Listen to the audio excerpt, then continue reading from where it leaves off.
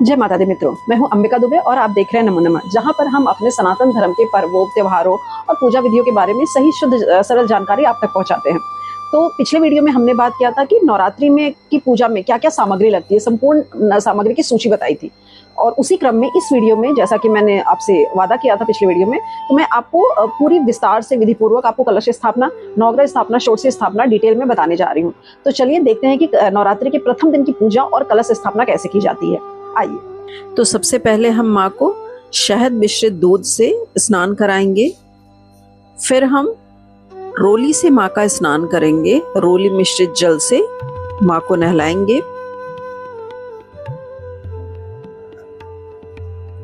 फिर हम हल्दी मिश्रित जल से माँ का स्नान करेंगे। देखो माँ कितनी प्यारी लग रही है, मुस्कुरा रही है, उनके चेहरे की चमक दिख रही है कि वो बहुत खुश हो रही हैं। फिर अंत में हम उन्हें गंगा जल मिश्रित जल से स्नान कराकर शुद्ध करके साफ वस्त्र से पोंछकर रख देंगे, सजा देंगे।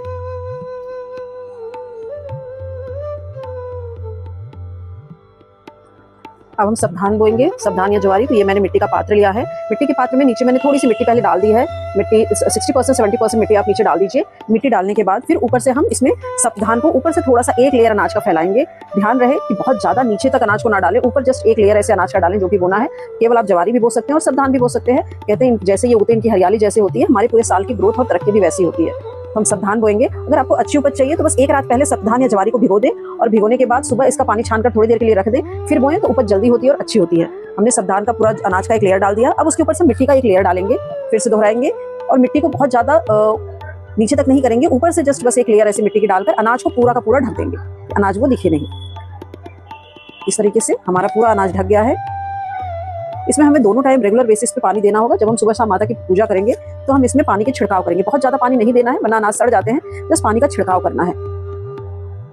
ये हमारा बीजारोपण हो गया। अब हम इसमें थोड़ा सा जल की 4 बूंदे छिड़केंगे, बस ऐसे 4 बूंदे। जल में गंगा जल मिश्रित करके आप छिड़क सकते हैं तो पानी भी शुद्ध हो जाएगा। और ये जल के हमने कुछ बूंदे ड्रॉप डाल दी। ये हमारा ज्वार बोना या सावधान हमने बीज बो दिया। अब बारी है कलश स्थापना की। अब कलश स्थापना में सबसे पहले हम कलश लेंगे। कलश में हम मौली लपेटेंगे।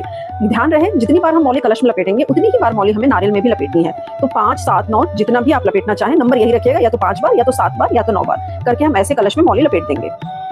फिर कलश को, मैंने कलश में पहले से ही स्वास्तिक बना दिया है, तो आप भी कलश को अपने हिसाब से डेकोरेट कर सकते हैं। और कलश में स्वास्तिक जरूर बना दें, क्योंकि कलश वो है जिसमें माँ दुर्गा सभी देवताओं का आह्वान करते हैं और माँ दुर्गा सभी देवताओं के साथ इसमें विराजित होती हैं। तो ये हमने कलश रख दिया। कलश मैंने मिट्टी के पात्र में रखा है, आप अलग से रखना चाहें तो भी रख सकते हैं। इसमें कोई धार्मिक वो नहीं है, आप अलग से रखें या मिट्टी के पात्र में रखें। कलश रखने के बाद अब हम कलश स्थापना करेंगे। सबसे पहले हम गंगा जल डालेंगे। तो थोड़ा सा गंगा जल की हमने बूंदे डाली। गंगा जल डालने के बाद इसमें हम हल्दी डालेंगे। हल्दी की 1 गांठ डालेंगे। 1 सुपारी डालेंगे। कमल गट्टे के हम 5 कमल गट्टे या 2 कमल गट्टे, 2 भी डाल सकते हैं, 5 भी डाल सकते हैं। तो हम इसमें 5 कमल गट्टे डाल रहे हैं। 1 जोड़ा इलायची का और 1 जोड़ा लौंग का हम कलश में डालेंगे।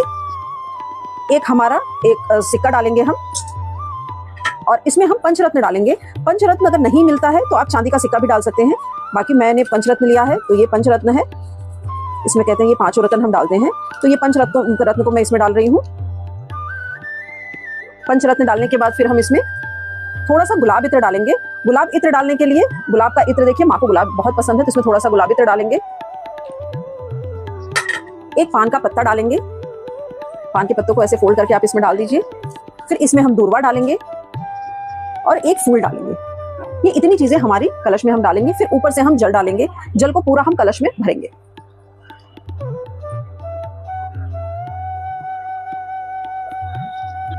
अब कलश में हमने जल भर दिया और हमने पूरी सामग्री डाल दी जो कलश स्थापना के लिए चाहिए। फिर ऊपर से हम आम की 1 टेरी लेंगे, आम के पत्तों की। अगर आम के पत्ते नहीं मिलते हैं तो आप अशोक के पत्ते या 7, जैसे कि ये अपने आम और जामुन, इन सब के पत्ते भी लेकर लगा सकते हैं, लेकिन सबसे शुभ आम के पत्ते होते हैं। तो आम के 7 या 9 पत्ते लेकर आप ऐसे कलश में रख देंगे। फिर 1 पात्र लेंगे जिसमें हम चावल भरेंगे। चावल भर के, मैंने कटोरी में चावल रखा है, आप जो भी आपके कलश के ऊपर स्थिर हो सके, गिरे ना, ये ध्यान रखिएगा। वो भर के आप कटोरी में चावल उस पात्र में भर के ऐसे रख देंगे कलश के ऊपर। अब हम नारियल लेंगे। मैंने नारियल पे पहले से ही स्वास्तिक बना लिया है, क्योंकि आप उसके ऊपर स्वास्तिक बना लीजिए नारियल के। फिर स्वास्तिक बनाकर चुंदरी से नारियल को लपेट देंगे। ये मैंने चुंदरी से नारियल को लपेट दिया है। और फिर उसके बाद हम मौली लेंगे। मौली से, जैसा मैंने पहले कहा था, जितना कलश में हमने जितनी बार मौली लपेटी है उतनी ही बार मौली हम लोग नारियल में लपेटेंगे। उतनी बार मौली नारियल में लपेट के फिर हम लोग इसको रखेंगे कलश के ऊपर। रखते वक्त एक सबसे जरूरी बात का जो ध्यान रखना है वो है कि नारियल का ये भाग आपकी तरफ होना चाहिए और ये पीछे की जो पूंछ भाग होती है वो पीछे होना चाहिए।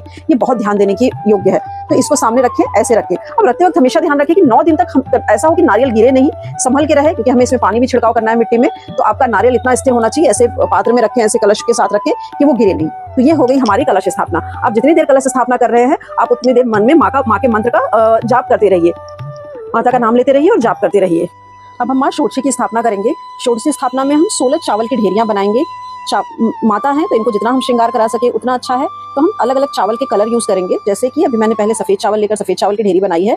अब इसके ऊपर मैं लाल और पीले चावल रखूंगी, जैसे कि ये पीले चावल, और फिर इसके ऊपर मैं रखूंगी लाल चावल। इसी प्रकार से हम 16 चावल की ढेरियां बनाएंगे, जाओं को स्थापित करेंगे।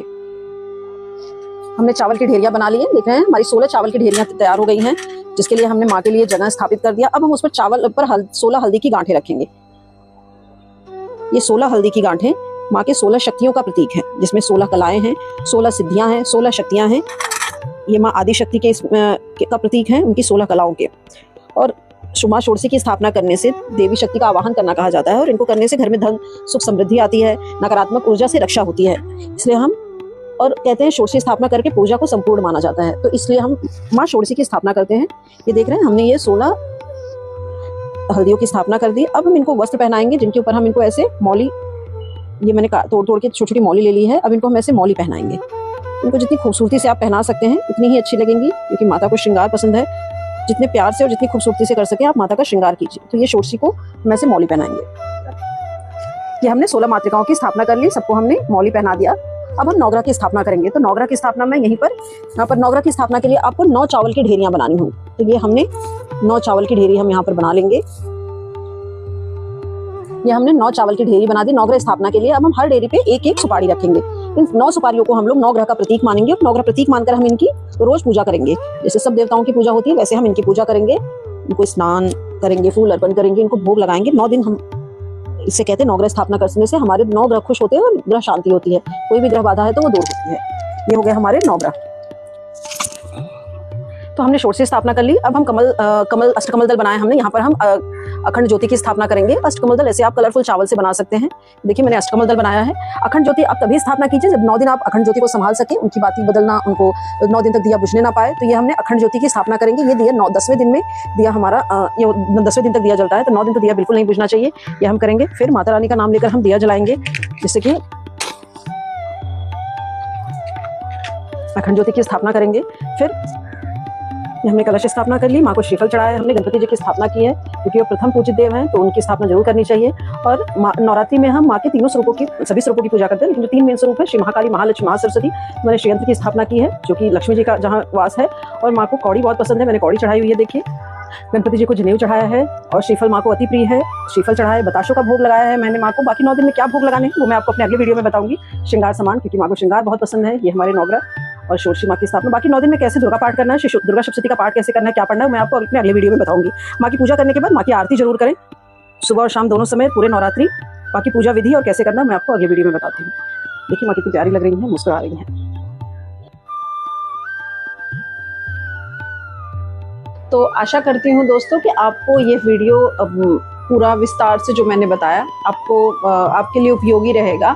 तो इस नवरात्रि फिर माँ को बुलाइए घर में, कलश स्थापना कीजिए, माँ का स्वागत कीजिए, माँ की सेवा कीजिए, पूजा कीजिए, और माँ को प्रसन्न कर मनवांछित फल पाइए। बाकी मेरे अगले वीडियो में मैं आपको नवरात्रि पूजा के बारे में बताती रहूँगी, जैसे कि नवरात्रि में माता रानी को क्या भोग चढ़ता है, सप्तशती का पाठ कैसे करते हैं, ये सारी चीज़ें मैं आपको अपने अगले वीडियो में बताती रहूँगी। तो आज्ञा दीजिए। जय माता दी।